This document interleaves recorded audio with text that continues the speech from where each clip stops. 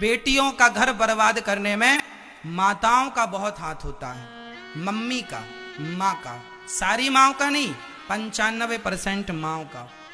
क्या गलती होती है रिश्तों में, बताता हूं। बताओ किसके घर में झगड़ा नहीं होता, ये बताओ। ऐसा कोई घर है जिसके घर में झगड़ा ना हो? अरे सबके घर में झगड़ा होता है, लेकिन बेटी झगड़ा करके आई तो माँ ने बेटी का पक्ष तो सुन लिया। अरे माँ, तुम्हें समझाना चाहिए बेटा, तुम्हारा ससुराल ही तुम्हारा घर है। कोई छोटी छोटी बातों में, हाँ, बेटी के ऊपर कोई बड़ा अत्याचार हो रहा, कोई बड़ी बात हो तो आपका बोलना उचित है।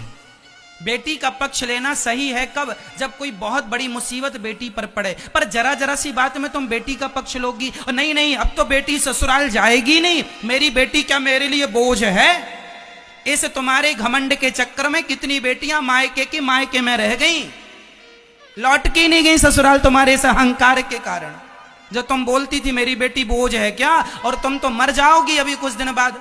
तुम्हारी बेटी, मैं तुम बेटियों से भी कह रहा हूं कि जो तुम अपने पति को छोड़कर माँ के पास चली जाती हो ना, तो माँ जब मर जाएगी तो बताओ कहां रहोगी?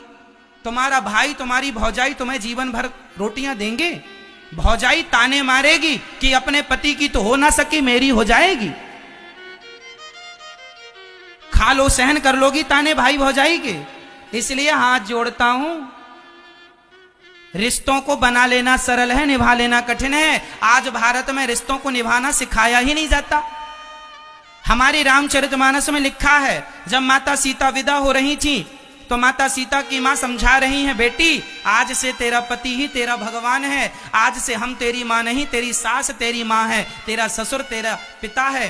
पहले की मां अपनी बेटी को विदा करने से पहले समझाती थी, बेटी अब तेरा मरा हुआ शरीर वापस आएगा तो रख लूंगी, पर जीते जी वापस ना आना। अब ससुराल ही तेरा घर है, वहीं जीना है, वहीं मरना है। तेरा ससुर तेरा पिता है, तेरी सास तेरी माँ है, हमें भूल जाना। और दो बातें घर में होती हैं बेटी, चुपचाप सहन कर लेना, सास को उत्तर ना देना, जिठानी को उत्तर ना देना, बर्दाश्त करना बेटी। रिश्तों में बर्दाश्त करना होता है, सहन करना बेटी, सहन करना होता है। तब की माँ कहती थी बेटी सहन करना, और आज की बेटी कहती है कुछ भी हो बताना, गुंडे भिजवाऊंगी। तो ऐसे में तुम रिश्ते चला लोगी? बेटियों के रिश्ता काहे बर्बाद कर रही हो? क्यों बेटियों की दुश्मन बनी पड़ी हैं ये माताएं? बताओ, रिश्तों को चलाने में समझदारी चाहिए कि नहीं? और सबसे जरूरी चीज है सहनशीलता। बताओ, रिश्तों में सहन करना जरूरी होता है कि नहीं?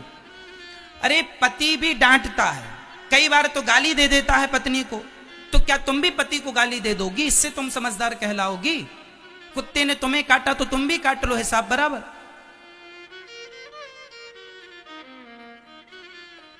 मेरी मां, रिश्ते समझ से चलते हैं, गुस्से से नहीं। रिश्ते कैसे चलते हैं? समझदारी से।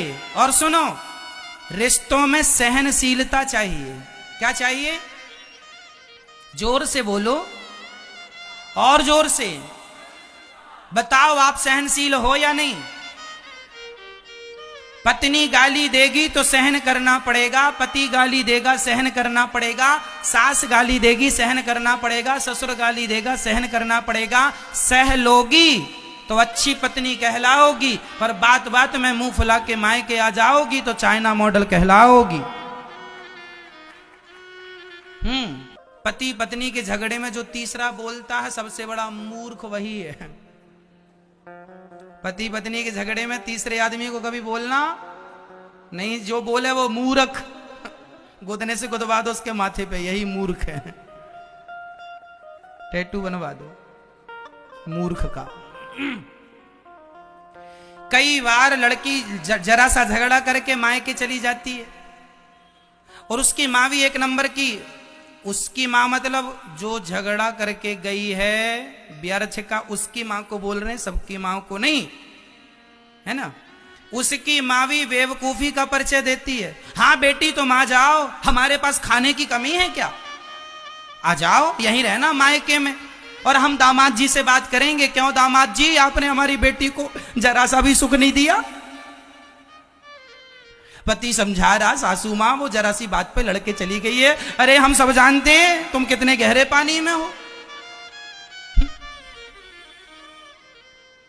लो भैया ये सासू माँ और घी डाल रही है आग में।